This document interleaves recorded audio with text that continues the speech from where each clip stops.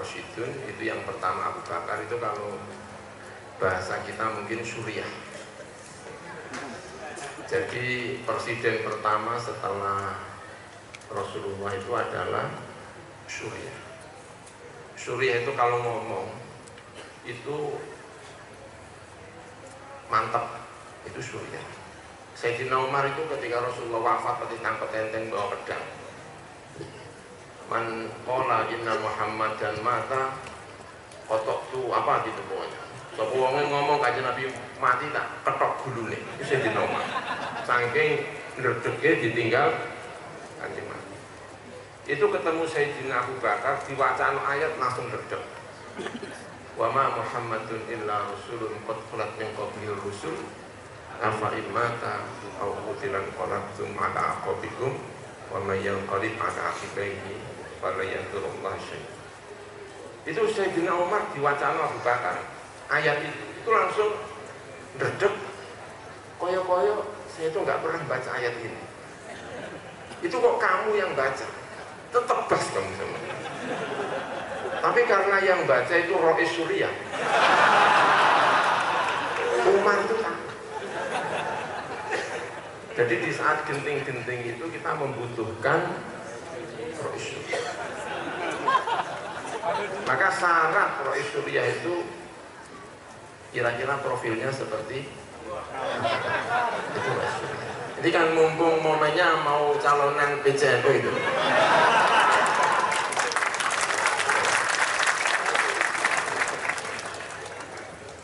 Jadi yang menggantikan Rasulullah itu genting, karena ditinggal Rasulullah butuh tentem, butuh tenang, maka yang dipilih adalah Abu Bakar. Ketika tenang, maka kemudian yang dipilih adalah Sayyidina Umar. Sayyidina Umar itu orang pemerintahan top, punya kekuasaan yang luas sekali, tapi semuanya tenang karena yang mimpin adalah orang top. Secara pemerintahan militer itu luar biasa, itu Sayyidina Umar bin Khattab. Jadi negara ini kalau dipimpin Suriah itu ya pantas. Makanya kalau yang mimpin Pak Kiai Busra itu ya pantas, Abu Bakar itu Suriah. Jadi kemudian dipimpin oleh Sayyidina Umar, orang yang top, bisa itu murid-muridnya Rasulullah. Makanya itu tadi, jangan sampai kita menjadi murid menyia-nyiakan gurunya itu, yaitu Sayyidina Umar bin Khattab. Dan itu juga orang-orang yang luar biasa. Rasulullah wafat, bajunya digadekan untuk utang 30 sok syair. Itu benar-benar ada di kepala Sayyidina Abu Bakar. Sampai Sayyidina Abu Bakar itu ketika menjabat pemerintahan itu digaji nggak mau.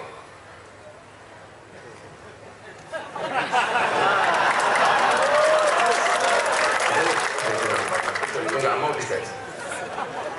Sampai Sayyidina Umar yang maksa. Abu Bakar, dulu sebelum kamu jadi seorang presiden, kamu itu dagang. Sekarang kamu tidak lagi bisa dagang, kamu harus mau menerima gaji. Tapi sekarang presiden semakin berdagang.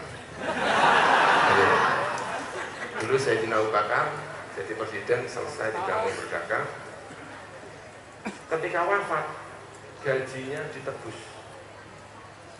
Dulu saya dapat gaji berapa, selama saya menjadi presiden gajinya berapa. Itu pesan sama keluarganya, tolong semuanya dibayar. Itu Sayyidina Abu Bakar. Kamu punya pemimpin seperti ini, makmur semuanya.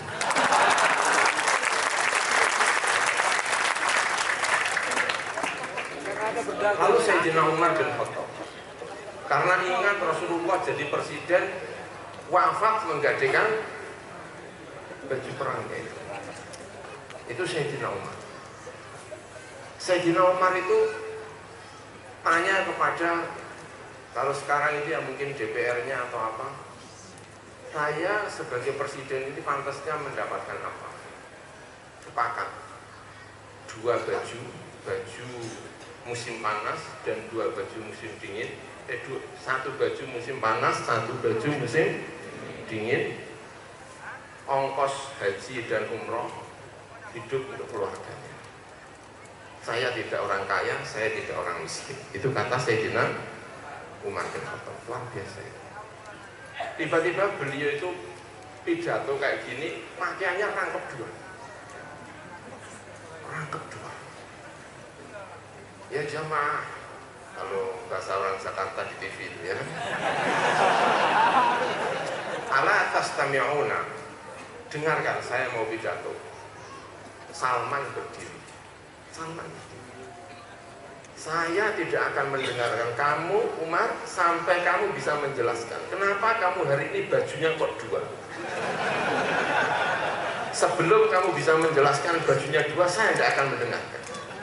Karena kamu seharusnya cuma punya baju. Sayyidina Umar diprotes sama Salman. Umar panggil anaknya, Abdullah bin Umar. Abdullah, ada apa? Yang saya pakai ini bajunya siapa? Baju saya, ayah. Salman, yang satu bajuku, yang satu saya pinjam anak saya. Luar biasa. Suatu ketika Umar bin Khattab itu kemudian bertanya kepada kawan-kawannya, saya ini raja apa khalifah? Karena kalau khalifah itu berarti mati bajunya tiga-tiga. Itu kalau mau disebut khalifah. Itu tanya, dijawab sama DPR-nya itu. Kalau kamu mengambil uang memberikan kepada yang berhak, maka kamu khalifah. Tapi kalau kamu mengambil uang tidak kepada yang berhak, maka kamu namanya raja. Itu Umar bin Khattab. Sekarang mau memilih presiden apa memilih khalifah?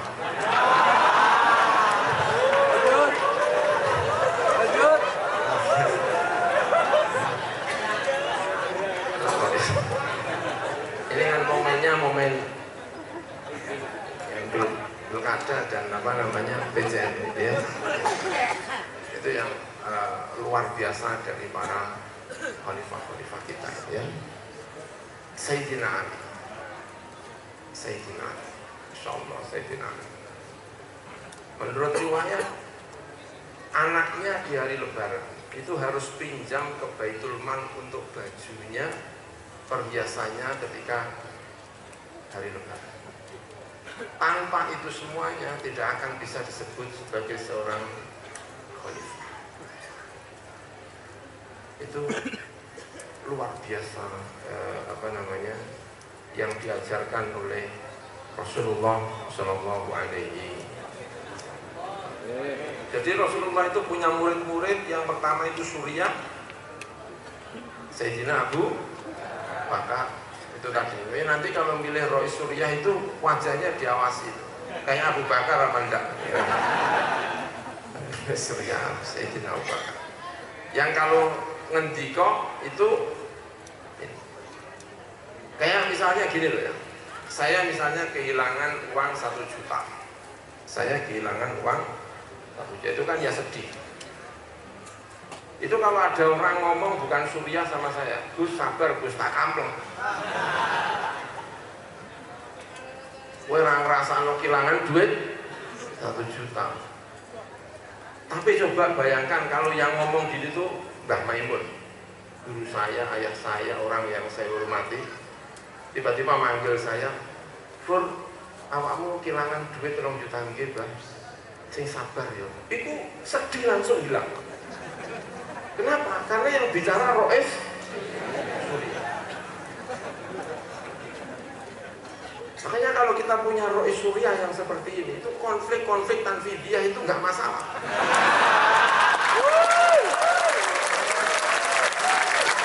Tapi kalau Rois Suriahnya itu aneh, itu konfliknya tambah nemen.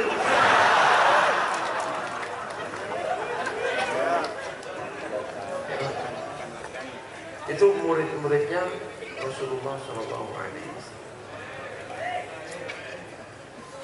Lalu yang menggantikan Rasulullah ketiga itu pedagang. Maka kita butuh pedagang. Jangan sampai pedagang itu keluar dari umat Islam, perbanyak para pedagang. Setelah Suriah militer, lalu pedagang. Jadi pedagang itu juga perlu.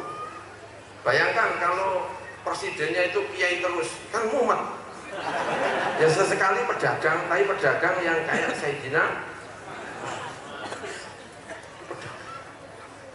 itu murid-muridnya Rasulullah SAW, pedagang top. Ketika perang Tabuk, namanya Ghazwatul Usrah, perang yang sulit. Lawan yang dihadapi bukan orang Arab, tapi Imperium Romawi. Rasulullah butuh terhadap donasi dari para pedagang, para orang-orang top. Itu Sayyidina Utsman. Itu membawa 300 unta. Itu nek unta siji regane piro ya? Fortuner ya. Itu 300. Masih membawa 1000 dinar. Sampai Rasulullah itu pidato. Setelah ini Utsman nglakoni apa ae gak masalah. Wong bantu kok semono. Ada Utsman, insya Allah proposal tidak ada yang pergi.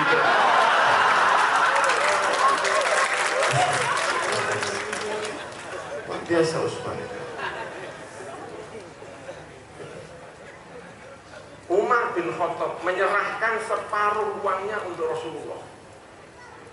Kata Sayyidina Utsman, kata Sayyidina Umar, hari ini saya akan menang melawan Abu Bakar. Soalnya biasanya kalah sama Abu Bakar. Tapi kali ini saya akan menang karena separuh uang saya donasikan untuk Rasulullah untuk perang.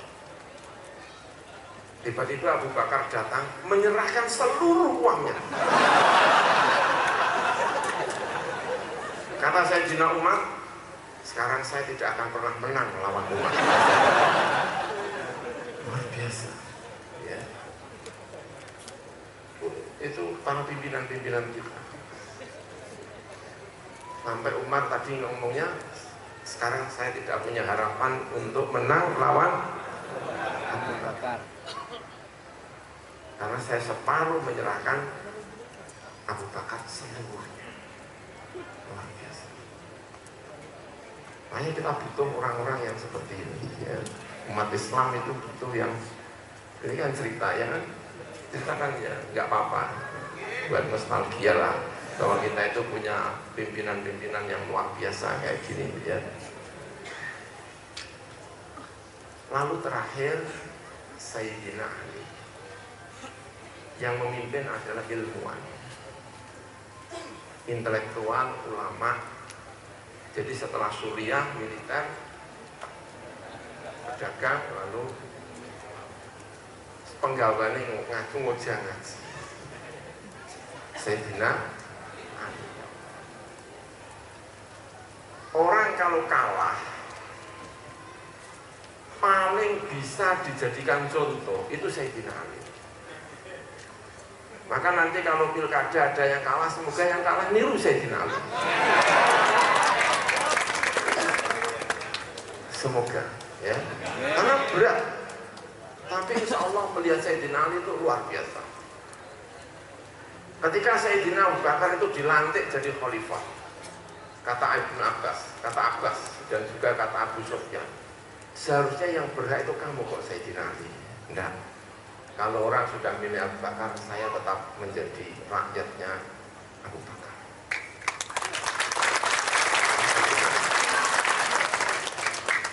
Saya jadi pembantunya Sayyidina Abu Bakar, saya siap. Maka kemudian Sayyidina Ali kalah, tetap menjadi pembantu terbaiknya Sayyidina Abu Bakar. Lalu pilihan khalifah lagi, kalah dengan Sayyidina Umar.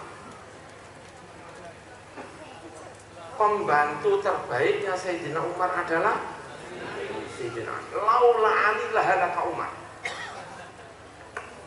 Itu kata Sayyidina Umar, kalau saya tidak punya pembantu sebaik Ali, saya ini rusak.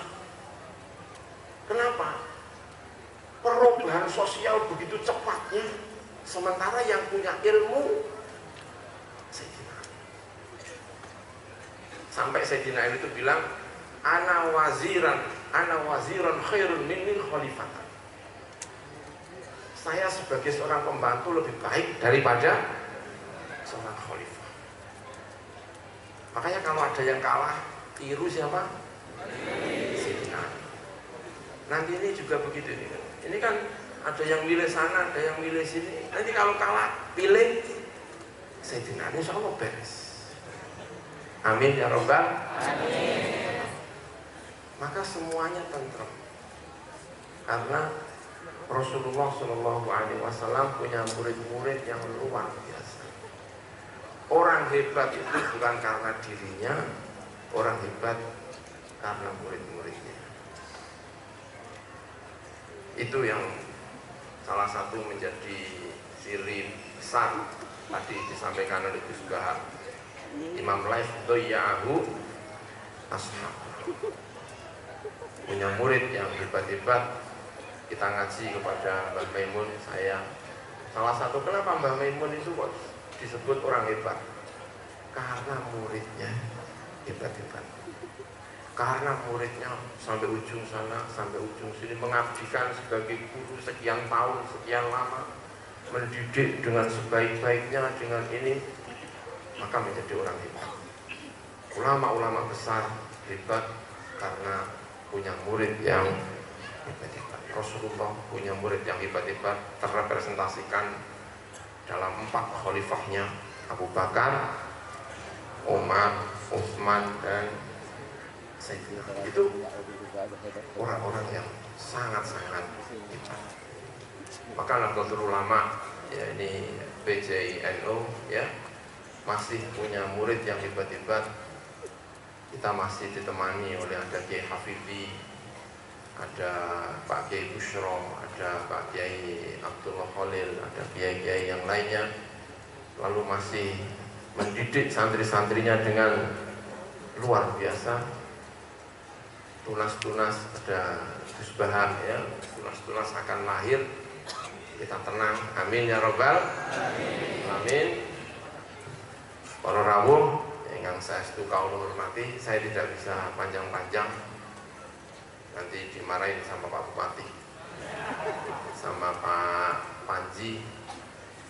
Tidak boleh lama-lama pertemuannya. Yang penting bahagia semuanya, amin ya Rabbal alamin. Nanti sudah mendapatkan ilmu ini. Mohon maaf atas segala kekurangan. Wallahul muwaffiq ila aqwamit thoriq. Wassalamualaikum warahmatullahi wabarakatuh.